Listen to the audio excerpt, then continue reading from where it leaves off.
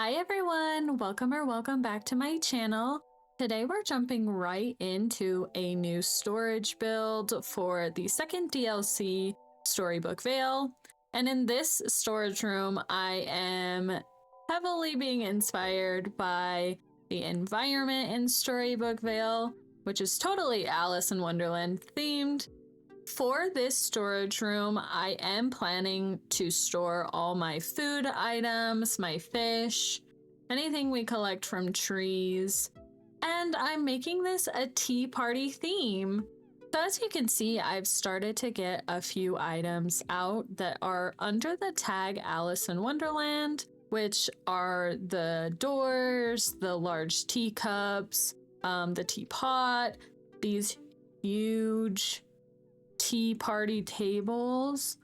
My way of decorating is to get out items that I think I would use or like. That's kind of what I'm doing, and I know I want this largely to be Alice in Wonderland themed items.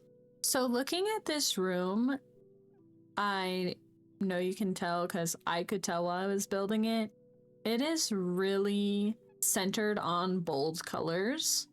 And I needed some way to dull that down a little bit, especially when you first look in and you have that centerpiece of the teapot fountain behind it with that patterned wall. I just thought it was a lot.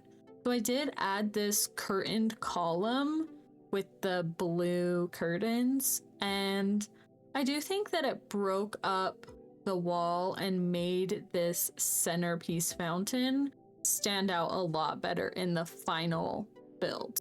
Now I'm adding my favorite windows in the game. These are base game windows and I absolutely adore them.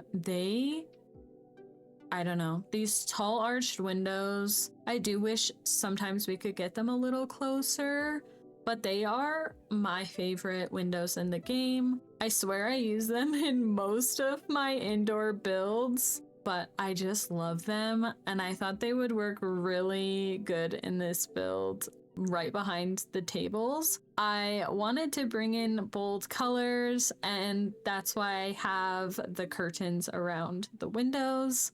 It's kind of weird because the windows are only half the wall, but Alice in Wonderland is weird, it's whimsy, so I just went with it.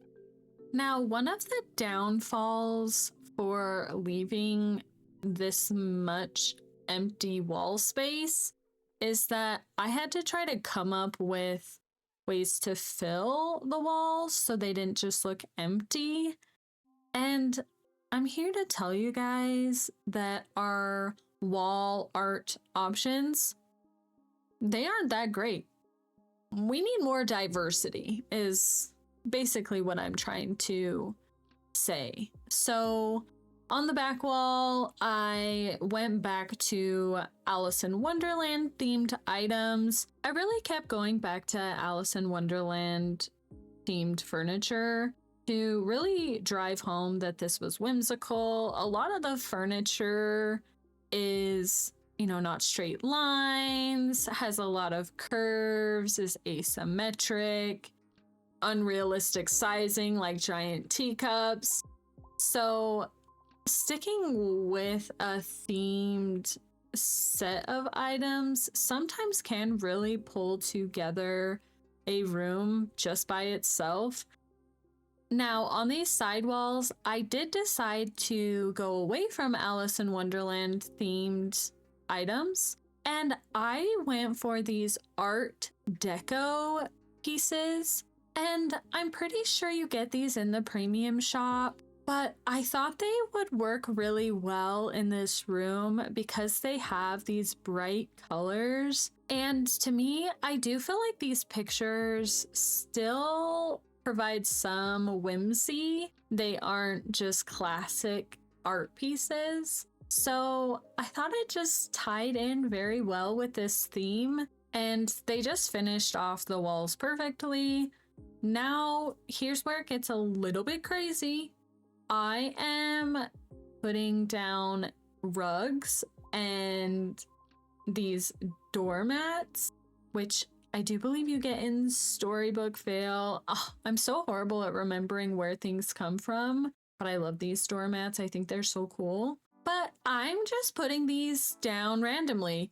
It's not meant to be nice, clean lines. Everything is just all over the place. The rugs are all askew, and that is how I hoped and thought I wanted this build, so I'm glad it ended up turning out as well as it did.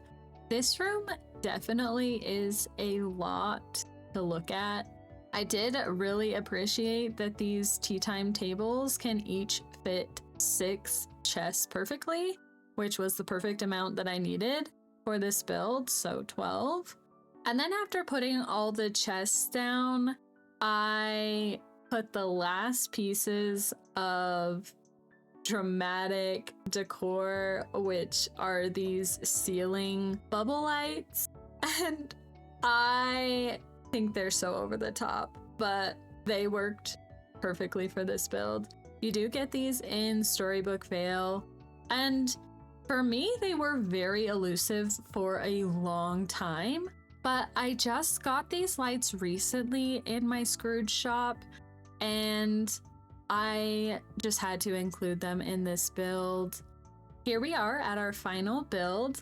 I did spare you guys the painstakingly long adventure of putting all of the items on the table and then actually organizing my storage, because that's so boring. And I'm here to tell you it took me almost an hour to do that. So I do hope that you liked this video and this build, and maybe even found some inspiration of your own from this build. Of course, as always, if you did like this video, please like, comment, and subscribe. I'm so happy to be back, and we'll see you on the next one. Bye-bye!